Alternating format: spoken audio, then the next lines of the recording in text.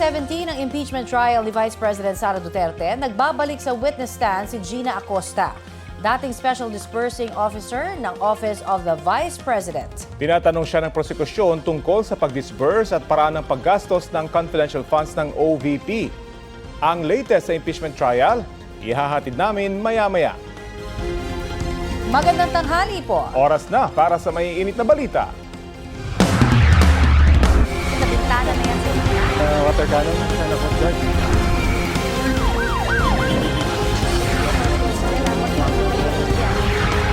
Busog ka sa balita. Dito sa Balitangan. Mga kapuso, 3 bagyo ang nakapaligid sa bansa. Base po yan sa monitoring ng Pag-asa. Isa po sa mga yan ang papasok sa Philippine Area of Responsibility anumang sandali ngayon at hahatak ng habagat. Kaninang alas 8 na mataan ng Pag-asa ang pinakamalakas sa 3 bagyo. Ang typhoon na may international name na Saudel, 1,540 kilometers east-northeast ng extreme northern Luzon. Ang nasabing bagyo po ay papasok sa PAR at tatawagin sa local name na Obet. Posible itong maging super typhoon ayon sa Pag-asa. Sa kabila po niyan, walang magiging direktang epekto sa lagay ng ating panahon ang nasabing bagyo, pero hahatakin po nito ang habagat sa mga susunod na araw. Lumakas naman na bilang tropical storm at may international name na Atsani. Ang bagyong namataan, 1,325 kilometers, silangan ng southeastern Luzon. May tsansa raw itong pumasok sandali sa PAR at agad na lalabas. Ang dati namang bagyong Neneng na naging low pressure area, muling lumakas bilang tropical depression. Namataan po yan 505 kilometers north-northwest ng Itbayat, Batanes. Sa mga susunod na oras, posibleng humina ng muli ang nasabing bagyo. Ngayong Lunes, habagat ang magpapaulan sa Northern at Central Luzon. Kasama tayo rito sa Metro Manila, Cavite, Batangas at Rizal. Mga local thunderstorm naman ang higit na maaasahan sa natitirang bahagi ng bansa. Ipinagpapatuloy ngayong araw ang clearing operation sa ilang landslide sa Baguio City dahil sa epekto ng habagat. Pansamantala kasi itong itinigil nito pong weekend dahil sa malakas at tuloy-tuloy na ulan. Makapal din po ang fog sa lugar kaya nag-zero visibility sa mga kalsada. Tuloy-tuloy ang paghahanda ng ilang residente ng Barangay Gisad, Surong, kung sakaling may panibagong pagguho ng lupa at aabutin ang kanilang bahay. Ilan sa 27 pamilyang apektado ng landslide ang pansamantalang nananatili sa Barangay Hall. Nagbabala rin ang mga otoridad sa Sabtang, Batanes dahil sa ilang pagguho ng lupa. Kasama ring dumausdos at humambalang sa ilang kalsada, doon ang mga bato kasunod ng patuloy na ulan. Nagsasagawa na ang clearing operations o ng clearing operations. Nagbuga ng abo ang Bulkang Kanlaon kaninang umaga. Ayon sa PHIVOLCS, umabot ng hanggang 200 metro ang taas ng ibinugang abo ng bulkan mag-aalas 6 ng umaga. Sa nakalipas na 24 oras naman, 2 ash emission at 3 volcanic eruptions ang naitala sa Kanlaon. Nananatili sa Alert Level 2 ang bulkan. Ipinagbabawal pa rin ang pagpasok sa 4-kilometer radius na permanent danger zone ng Bulkang Kanlaon.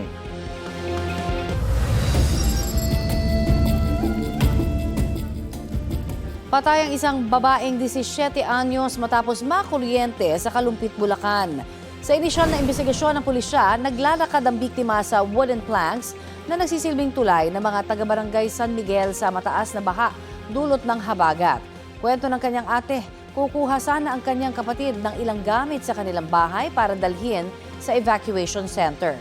Nadulas daw ang biktima na aksidenteng napahawak sa kawad ng kuryente at nahulog sa baha.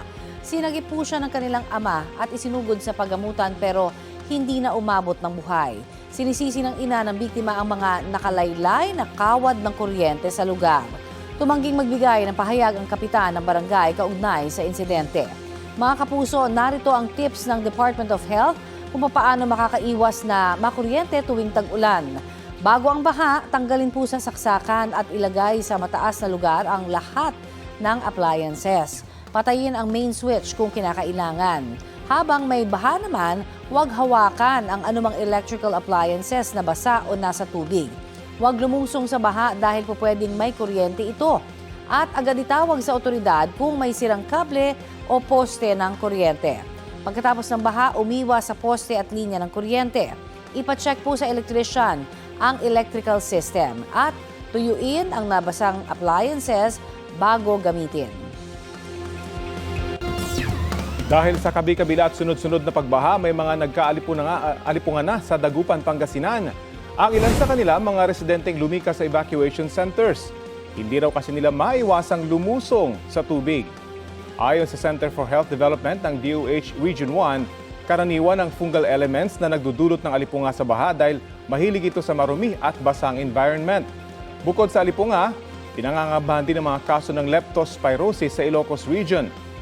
Sa datos ng CHD-1, 85 na ang tinamaan ng leptospirosis infection sa rehiyon simula Enero. 6 sa kanila ang nasawi. Sa buong bansa naman, mahigit 200 na ang namatay ngayong taon dahil sa leptospirosis base sa datos ng Department of Health. Sa San Lazaro Hospital sa Maynila, pila-pila ang mga nagpapakonsulta para sa leptospirosis. Habang ang National Kidney and Transplant Institute naman sa Quezon City, puno na ng mga pasyente. Balitang hatid ni Darlene Kai. May mga sugat sa paa ang rider na si Enrique pero kinailangan niyang lumusong sa baha sa bandang Visayas Avenue noong nakaraang linggo. May pasahero ko nun eh. Bali, na traffic po, nagmamadali rin po siguro si customer. Kaya kinakaya ko naman na basta lumulusong na lang po ako. Wala raw siyang bota kaya hindi na protektahan ang kanyang mga paa. Medyo may kaba rin. Sa hirap ng buhay po ngayon eh. Kailangan mo magtiyaga para bumiyahe. Para sa pamilya. Dasal-dasal na lang po hindi magkasakit. Oo. Dasal-dasal na lang. Tumarami ngayon ang mga kaso ng leptospirosis. Ang NKTI o National Kidney and Transplant Institute nag-anunsyo na ng full bed capacity dahil sa pagsipa ng bilang ng mga may leptospirosis at dahil na rin sa dami ng iba pang pasyente. Kaya sa ngayon, bibigyang prioridad muna ang mga mangangailangan ng urgent at critical medical care. Lilimitahan din muna ang mga walk-in admission. Inabisuhan na muna ang mga mangangailangan ng elective o non-emergency admission na makipag-ugnayan sa kanilang doktor. Sa emergency room ng San Lazaro Hospital sa Maynila, may pila na sa labas. Karamihan sa kanila ay magpapakonsulta para sa leptospirosis. Presently, ang aming emergency room capacity, maraming mga nag-aantay na mga leptospirosis patient sa aming express lane. Presently, mga umaabot na kami around 300 to 500% ng capacity namin ng aming emergency room. Isa sa mga pasyenteng nakapila si John Mark na lumusong sa baha noong Lunes. Napilitan po kaming bumili ng mga pangangailangan. Ayon sa kinabukasan, bigla na lang din pong nilagnat. Tapos, yun mga sintomas ng lepto, yun na yun. 4 na oras na silang nakapila rito ng kanyang biyenan na sinamahan siya. Sa dami po, umuwi na nga lang po yung iba, sumuko. Total, nandito na rin po kami. Kaya talagang sacrifice po. Sa ngayon, 87 ang mga may kaso ng leptospirosis sa San Lazaro. 26 dyan ay severe o yung mga nahihirapan ng huminga at kailangan na ng dialysis. 3 pasyente na ang namatay sa leptospirosis mula August 19 hanggang 22. Actually, medyo alarming. Usually, ang incubation period ng leptospirosis is between 2 days up to 30 days. Kadalasan, nakikita namin yung peak ng leptospirosis is within 2 weeks from insult. So, nabibilang siya 2 weeks from August 17. Ang nakikita namin ngayon ay patuloy ng pagtaas ng aming admission. Kaya naghahanda na raw ngayon ng ospital sa lalo pang pagdami ng mga may leptospirosis sa mga susunod na araw. Malapit na raw kasing mapuno ang ospital. Darlene Kai, nagbabalita para sa GMA News. Huli ka ang pagpapagewang-gewang ng wing van na yan hanggang sa tumagilid sa isang kalsada sa Tigbawan, Iloilo. Ayon sa pulisya, bago ang insidente, isang motorsiklo na nagpalit ng lane ang nasagi ng wing van. Dahilan para daw mawalan ng kontrol ang driver. Ligtas ang driver at pahinati ng wing van habang sugatan ang rider ng motorsiklo. Nagkaareglo na ang magkabilang panig ayon sa pulisya. Ipinagpaliban ng Department of Education ang nakatakda bukas na nationwide simultaneous school safety drill for active attack incidents. Ayon sa DepEd, kanselado kasi ang in-person classes sa ilang lugar sa bansa dahil sa masamang panahon. I-reschedule na lang daw ito sa unang linggo ng Setyembre. Dahil dito, mas makakapaghanda pa ang kagawaran at matitiyak na handa rin physically at psychologically ang mga mag-aaral. Bago nito, ipinanawagan ng Philippine Psychiatric Association at Philippine Society for Child and Adolescent Psychiatry na ipagpaliban muna ang drill. Anila, hindi raw ito nakatutulong sa kaligtasan ng mga mag-aaral. Mas mainam daw na gawin ang tabletop exercises at trauma-informed protocols.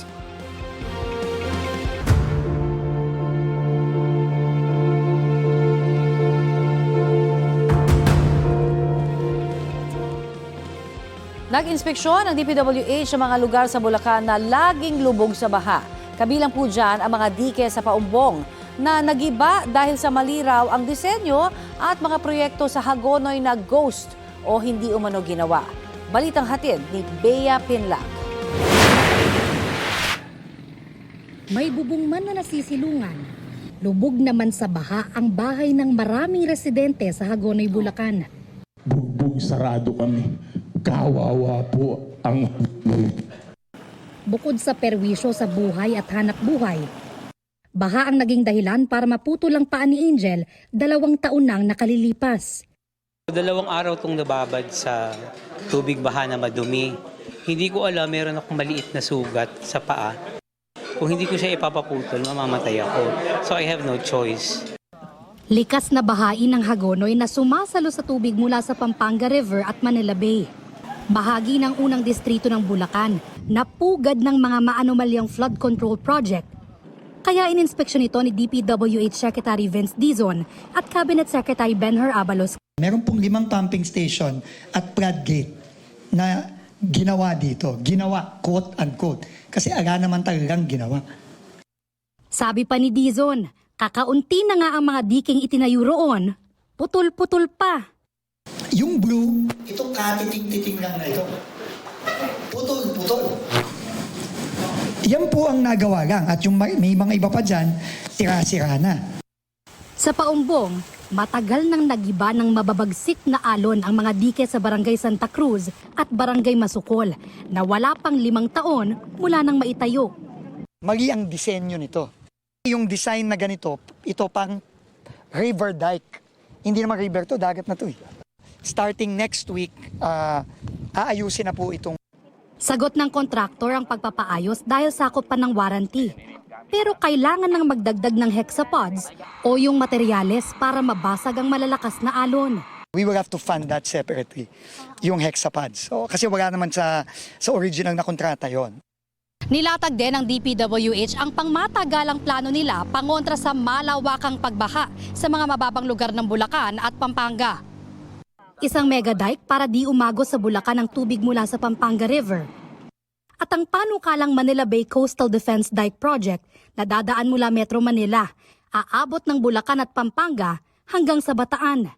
Pero kailan kaya yan mararamdaman ng mga residenteng sabik na sabik ng makaahon sa baha? Hindi naman po natin masosolve ang problema ng buong Hagonoy ng minsanan at overnight at biglaan. Kasama sa plano, yung pagpaprioritize ng mga areas. Doon po natin sisimulan at papaspasan natin para po kahit papano, sa susunod na tag-ulan, meron po tayong nakikitang kahit papano na isasalba. Sabi ni Dizon, hindi ito matatapos sa loob ng Marcos administration. Po program po yan, ilang years, at sisiguraduhin na po natin na meron niyang multi-year appropriation para hindi na po yan matatanggal. Napaka-importante na inventaryohin mo lahat, ilista mo lahat para ma-identify kung ano yung pananagutan ng mga dati sa gagawin ngayon. Bea Pinlac, nagbabalita para sa GMA News. Pinaghahandaan ng iba't ibang ahensya ng gobyerno at local government units ang posibleng masamang panahon na epekto ng habagat ngayong linggo. Nakaalarm po ang Office of Civil Defense sa posibleng pagbaha, landslide at pag-apaw ng mga ilog at sapa kung magkakaroon ng mga malalakas na pag-ulan. Payo ng OCD, maghanda ng lumikas ang mga nasa flood at landslide-prone areas. Inaasahang magpapaulan ng habagat ngayong araw at bukas at magpapatuloy hanggang Huwebes o Biyernes. Ang Department of Social Welfare and Development naman nakikipag-ugnayan na sa mga LGU para sa pamamahagi ng food pack sa mga pamilyang maapektuhan ng masungit na panahon.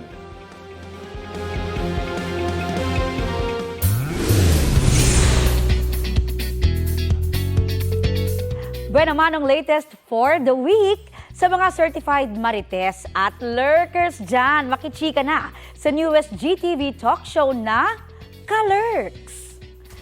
Makakasama sa linggo-linggong pag-spill ng tea sina OG viral queen Ashley Rivera, host and radio personality DJ Jaiho, at the People Have Spoken Celebrity Peep and unfiltered podcaster Baus Rufo. Ano-ano kaya ang mga aabangan sa Ka-Lurks na magpe-premiere na this September 13? Bagong Sunday, chikahan, chismisan. Pag-uusapan natin lahat ng mga nag-trend sa social media, sa politics. Hihimayin po natin ang mga naging kwento of the past week, 'di ba? So kami ay magbibigay ng iba't ibang anggulo, dimension, nuance. I'm sure excited sila sa mga pa-blind items namin. Nako, yan na nga ba? Excited sila. Hindi lang itong mga artista ha, lahat ng mga sikat na personalidad sa mundo ng social media, even politics. Starting September 12 naman, mapapanood every Saturday sa GMA Network ang Barangay Love Stories. Ang mga tumatak na kwento mula sa award-winning Kapuso radio program. Mapapanood na rin sa telebisyon. Kasama pa rin sina Papa Dudut sa paghahatid ng mga nakakakilig at nakakaantig na kwento. Hashtag nasa TV na ang forever.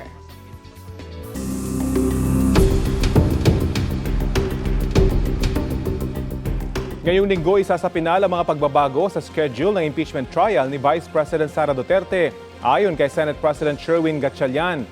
Ito'y matapos sabihin ni Senador Ping Lacson na marami sa kanyang mga kasamahan ang mas gustong gawing tuwing hapon ang impeachment trial.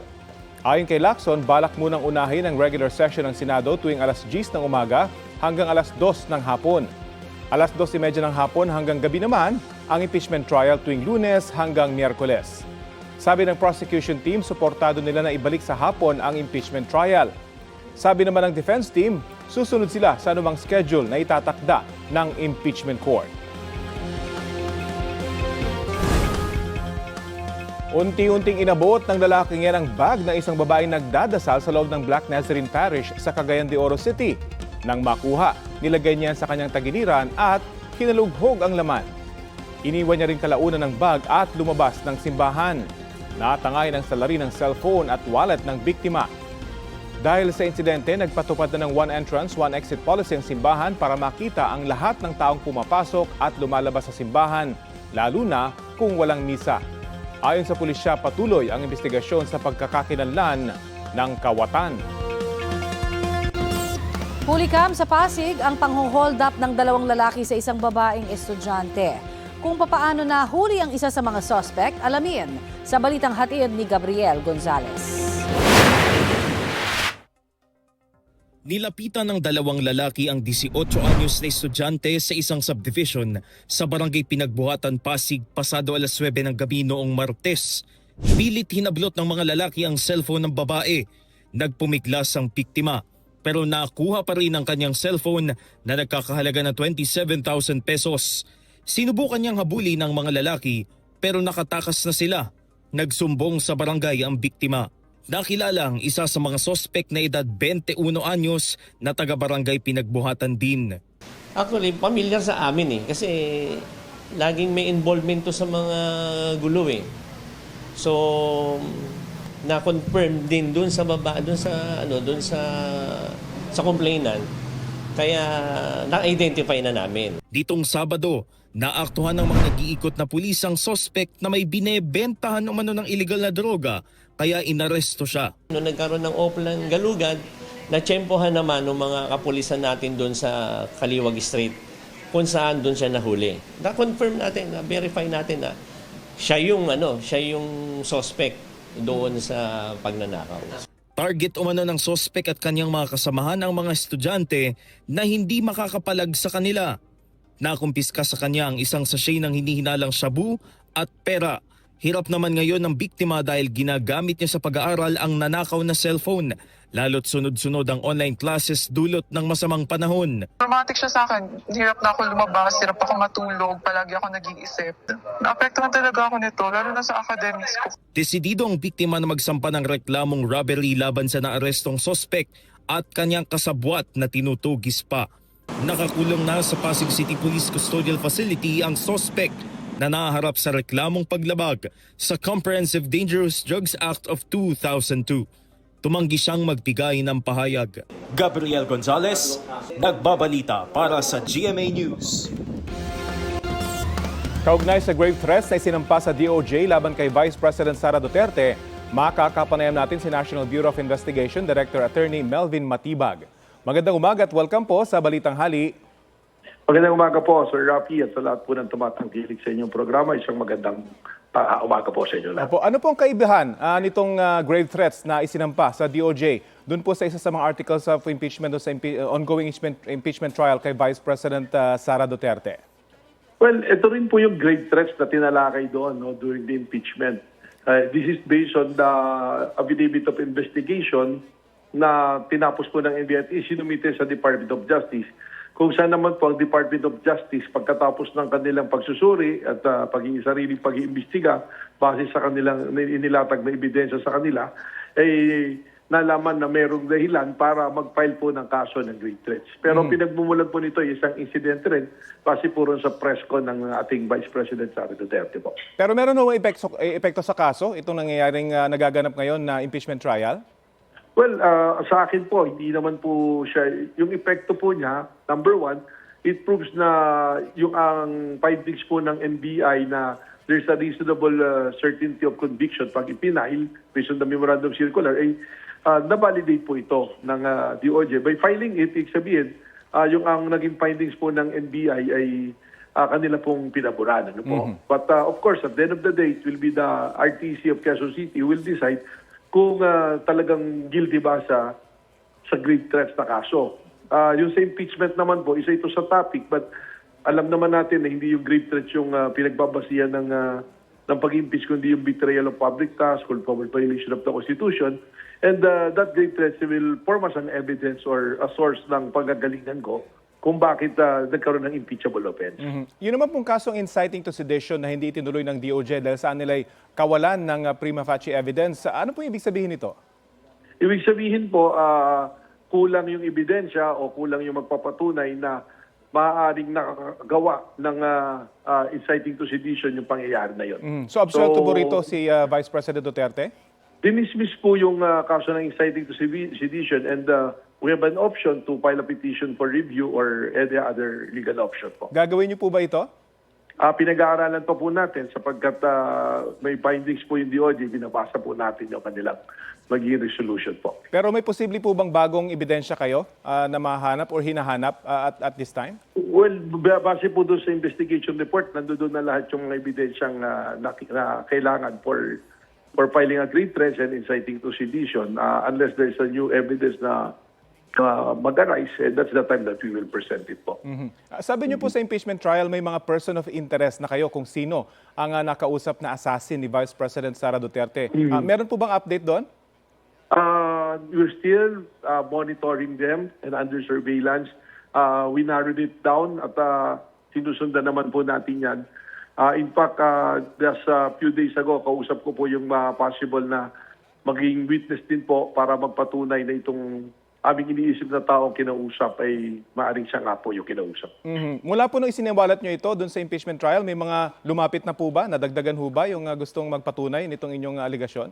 That is something that we don't want to reveal right now because of the nature of the ongoing investigation. So yung mga bago po or kung meron man ay hindi namin po isa sa publiko po muna. Okay, abangan po natin yan. Ano naman po yung kahinatnan ng pag-i-issue nyo ng subpoena kina dating Congressman Jing Paras at Congressman Leandro Libiste na ngayon ay nasa labas po ng bansa? Well, nagsabit na po yung kanilang mga abogado ng kanilang sinumpaang salaysay. Yun naman po mga lawyers ay nag-appear na rin at nangako magsasumite ng kanilang sinumpaang salaysay din na siyang magiging basehan po ng aming magiging aksyon at pagkilos po. At base po sa mga nakalap niyong ebidensya dito sa honey trap issue, may mga formal na bang masasampahan ng kaso? Siguro po in the next 10 days ay may meron na po kaming resolution dito whether to file a case at kung anong case po yung ipafile. Ano pong sitwasyon sa pila ng NBI clearance naman matapos yung ilang araw na alternative work arrangement sa gobyerno? Well, nakita ko nga po yan no, na mayroon naging mahabang pila noon pero ayun po kusang gawa ng NBI na kahit walang pasok, nagpapasok po kami ng skeletal force para magbigay po ng NBI clearance doon sa aming NBI Clearance Center sa UN Avenue. So tuloy-tuloy naman po yung pag-apply at natapos naman po ng mga araw na yon. Ngayon na naman po sa mga ibang gusto mag-apply, we can do it online ngayon na sa e-gov po kung nakarehistro kayo, meron pong option dyan to apply or to renew NBI clearance. So tuloy-tuloy po yung serbisyo namin ng NBI clearance kahit po walang pasok po. Pero ang rekomendasyon nyo mas maganda na online sa e-gov app. Opo, 5 minutes lang po makaka-renew mo po sila or makaka-apply. Ang choice lang nila is whether for pick-up or for delivery po. Ano naman po ang update sa paghahanap kay Senator Bato de la Rosa? Progressing very well naman po. Meron kami mga leads na sinusundan. So, we are positive na makukuha po namin si Senator Bato. Nasa Pilipinas pa po ba? Yun po yung paniwala namin sa mga lumalabas po ng mga intel reports po sa amin. Okay, marami po tayong aabangan. Maraming salamat po sa oras na Salamat po. binahagi nyo sa Balitang Hali. Opo. Yan po si NBI Director Attorney Melvin Matibag. Naka-activate na ang surge capacity protocol sa lahat ng ospital ng Department of Health sa gitna ng pagtaas ng mga kaso ng leptospirosis. Ayon sa kagawaran, binabantayan nila ang bed capacity ng bawat ospital at aktibo rin ang referral system para agad matugunan at maiwasan ang pagdagsa ng mga pasyente sa iilang ospital. Paalala po ng DOH sa publiko, agad magpakonsulta sa Yakap Clinic o sa malapit na DOH Hospital kung kayo'y lumusong o nababad sa baha. May sintomas man kayo o wala.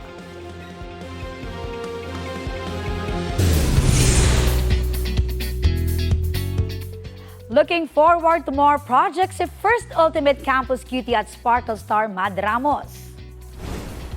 Mahigit 1 taon pa lang sa showbiz si Mad pero buhos na agad ang opportunities. Bukod sa shoots at guestings, tampok din siya sa GMA Public Affairs Youth-Oriented Series na Maka. Chika ni Mad, isa sa mga pangarap niyang project ang natupad this year at soon mas makakapagkwento na raw siya tungkol dito. Isa rin daw sa inspirations sa kanyang thriving career ang co-Sparkle actor na si Will Ashley.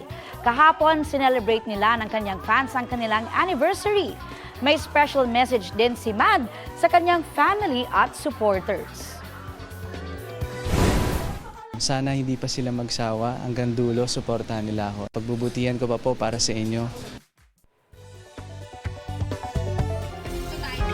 Maagang pumila ang mga bumili po ng 20 pesos na bigas sa Bureau of Animal Industry and Agriculture Department kaninang umaga.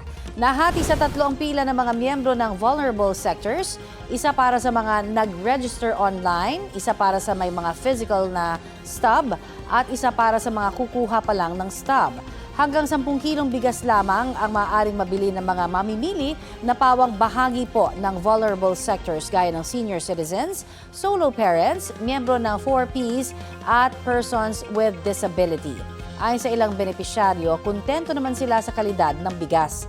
Sinasamantala rin ng ilan sa kanila ang bentahan ng murang sardinas, gulay at prutas.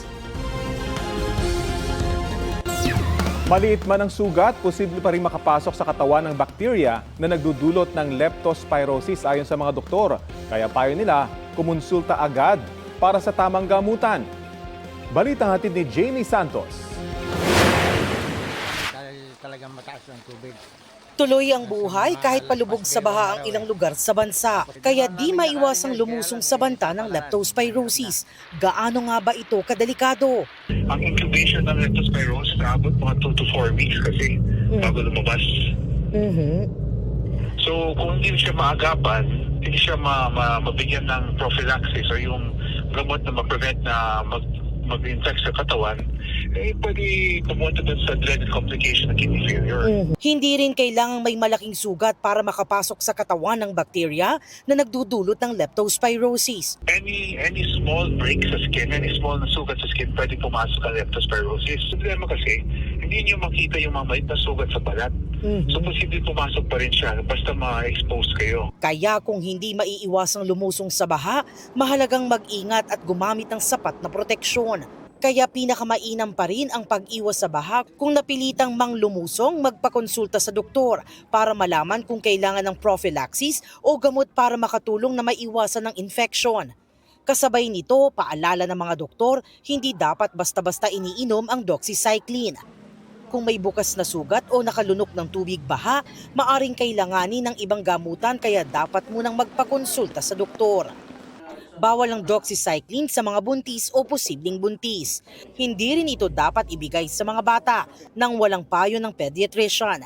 Maari rin itong magdulot ng matinding acid reflux at heartburn, kaya hindi dapat agad humiga matapos uminom. Dapat ding maglaan ng 2 oras na pagitan sa pag-inom ng doxycycline at pagkain o pag-inom ng gatas at iba pang dairy products. Posible rin itong magdulot ng yeast infection sa mga babae na maaaring magdulot ng pangangati o iritasyon. Jamie Santos, nagbabalita para sa GMA News. Update po tayo sa investigasyon ng Bureau of Customs at Land Transportation Office kaugnay sa luxury vehicle ng isang aktor na nahuling ginamitan ng peking plaka. May ulat on the spot si Bernadette Reyes. Bernadette? Connie, isisilbi na ngayong araw sa aktor na si Derek Ramsey ang warrant of seizure and detention matapos mapag-alaman na ang kanyang luxury vehicle na nakitang tumatakbo sa kalsada na may nakalagay na peking plaka ay hindi nakapagbayad ng tamang buwis at misdeclared.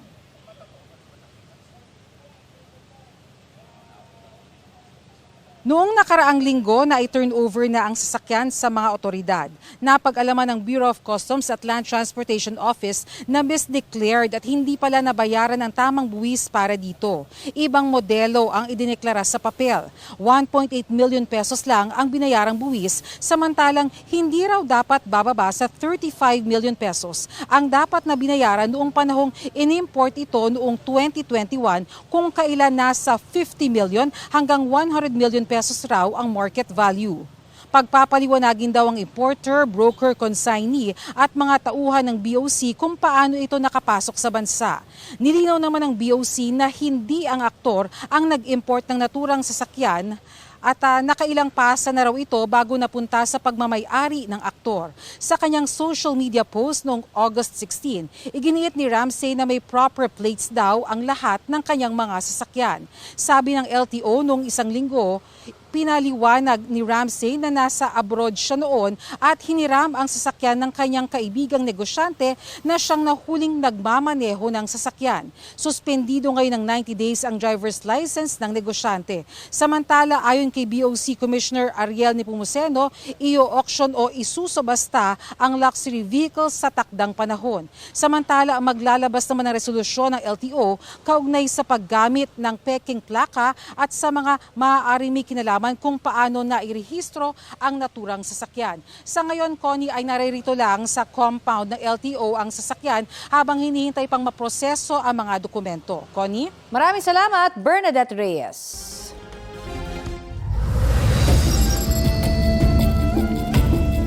Umulan ng yelo sa Carmen, Bohol. Ayon sa isang residente, biglang bumuhos ang malakas na ulan na may kasamang pagkulog at pagkidlat sa barangay Nueva Fuerza nitong Sabado ng gabi. Napansin niya ang paglaglag din ng mga butil-butil na yelo. Tumagal daw ang hailstorm ng ilang minuto. Ayon sa Pag-asa, nangyayari ang hailstorm tuwing may severe thunderstorm.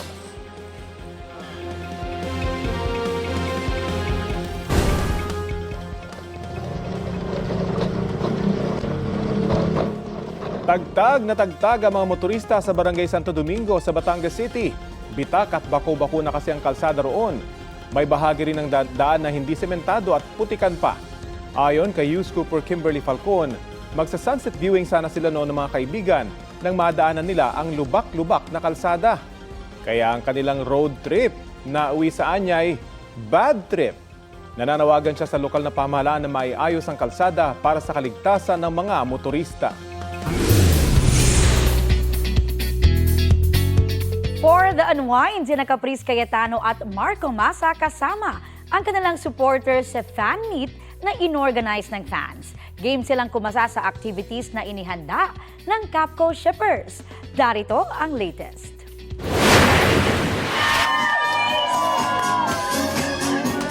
Hilig, tawanan at saya ang hatid ni Caprice Cayetano at Marco Massa sa kanilang Sunday afternoon fan meet organized by Capco fans. Nakipaglaro ang dalawa sa fans sa iba't ibang games. Mayroon ding Q&A at acting challenge. Huwag kang pang-victim dahil hindi ko yung biktima. Kahit parehong busy, naglaan pa rin ng oras sina Caprice at Marco para makasama at makipag-bonding sa kanilang supporters. Thankful po kami sa kanilang creativity, sa time po nila, at yung efforts po nila para sa fan meet. Actually, nung nag-start talaga yung You're My Favorite Song, mas doon naging strong yung Capco. And I'm just really grateful and happy and thankful na nakagawa sila ng setup na ganito for us. Si Caprice tuloy-tuloy na ang taping para sa Kapuso Afternoon Prime series na A Million Dreams, kung saan gumaganap siya bilang isang pre-law student. Medyo iba po talaga siya sa mga characters na nagampanan ko po. So si Eunice magpi-pre-law, tapos very on the go lang po siya, hindi po siya masyadong nag-aayos kasi mas focused po siya sa mga goals niya. Si Marco naman, getting ready na rin for his upcoming project. Pinaghahandaan pa siya, medyo secret pa siya ngayon. Aubrey Carampel, nagbabalita para sa GMA News.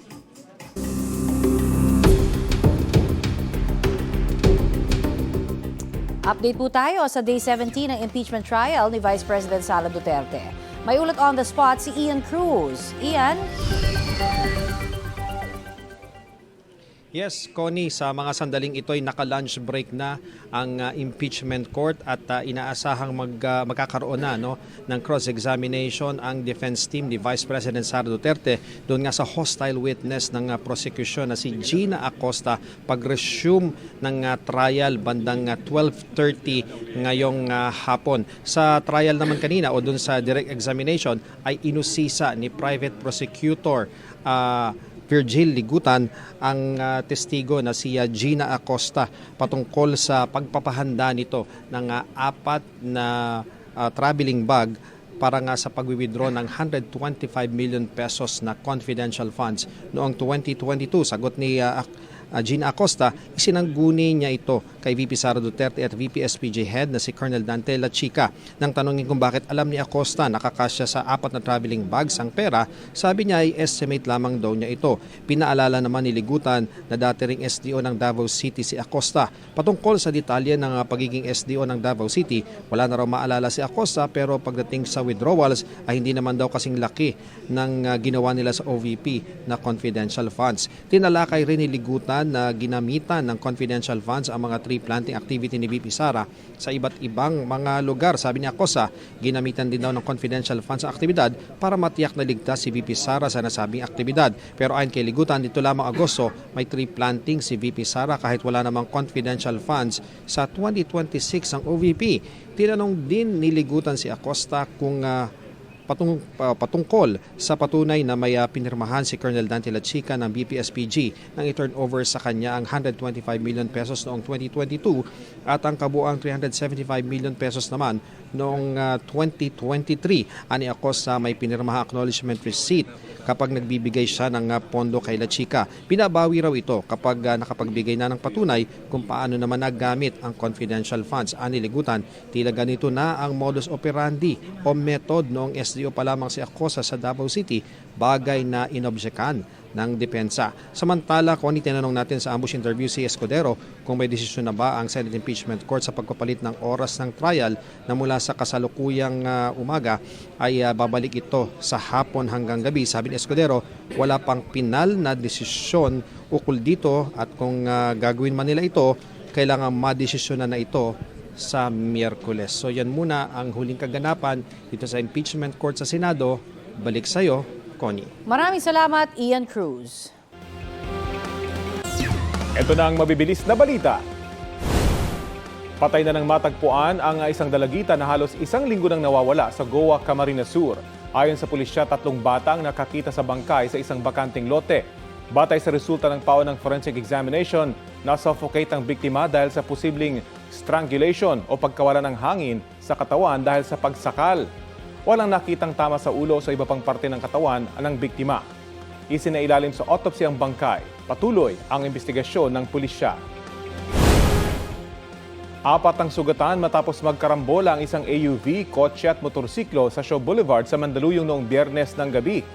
Ayon sa isang saksi, bumangga ang AUV sa likuran ng kotse. Sumalpok naman ang kotse sa isang poste.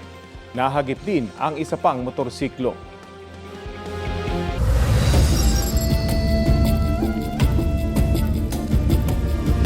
Pasintabi po, naputulan ng kaliwang kamay ang isang pulis matapos pagtatagain ng nag-amok na lalaki sa San Jose, Camarines Sur.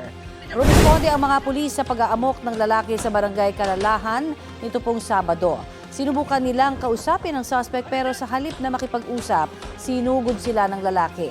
Hindi nahagip sa video ang aktwal na pananaga. Nadapa ang biktimang pulis kaya siya nataga. Doon na napilitan ng isa sa kanyang kasamahan na barilin ang suspect sa magkabilang hita. Kahit putol ang kamay at sugatan ang mukha, nagawang daganan ng biktima ang suspect para arestuhin. Naharap siya sa mga reklamong frustrated murder at direct assault. Sa pahayag ng kaanak ng nag-amok na lalaki sa pulisya, may mental health condition ang suspect. Nagpapagaling pa sa ospital ang suspect at ang sugatang pulis matapos mailalim sa operasyon. Binigyang pugay naman ng National Police Commission ang kanyang sakripisyo at tapang. Makatatanggap po siya at kanyang pamilya ng tulong at benepisyo. Sinusubukan pang makuhanan ng pahayag ang pulis at ang suspect. Pinag-aaralan ng Department of Labor and Employment ang mga posibleng pulisiya para sa mga delivery rider, lalo na kapag masama ang panahon. Sa panayam sa Super Radio DZBB, sinabi ni Labor Secretary Francis Tolentino na kabilang sa mga pinag-aaralan ang pagbibigay ng hazard pay at night shift differential o dagdag na bayad sa mga rider na nagtatrabaho sa gabi. Gayon din ang pagbibigay sa kanila ng protective gear tulad ng bota at ayuda kapag nasisiraan ng motorsiklo. Una nang sinabi ng DOLE na makatatanggap ng benepisyo at ayuda ang mga manggagawang nasugatan o naaksidente dahil sa masamang panahon sa ilalim ng Employees Compensation Program.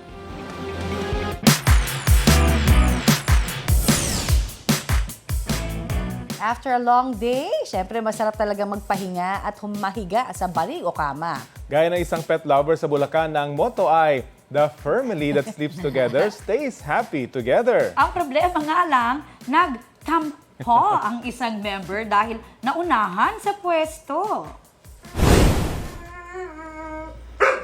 Yun, no?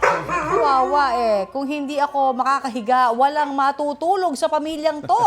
Tila ganyan ang pagmamaktol ng asong si Ash matapos maubusan ng pwesto sa kama ni Fur Mom. Kwento ni News Cooper Angel Doms, sanay na sila sa pagiging drama king ng alaga. Effective naman ang nagawa ang ngawa dahil ayun, nag-giveaway na ang isa nitong first sibling. Mukhang ang husky naman ang hindi natuwa dahil for the side ay ito ng tabihan. Dead ba naman si Ash dahil may space na sa higaan? Trending pa ang video nito with 4.5 million views. Deserve ang title na Main Character. Ang cute nila. At yan po ang maiinit na balita ngayong tanghali. Ako po si Connie Season. Rafi Tima po. Nagpapatuloy ang live stream ng GMA News sa impeachment trial ni Vice President Sara Duterte. Kasama nyo rin po ako, Aubrey Carampel. Ito po ang GMA News. Walang kinikilingan, walang pinoprotektahan. Noon at ngayon, serbisyong totoo.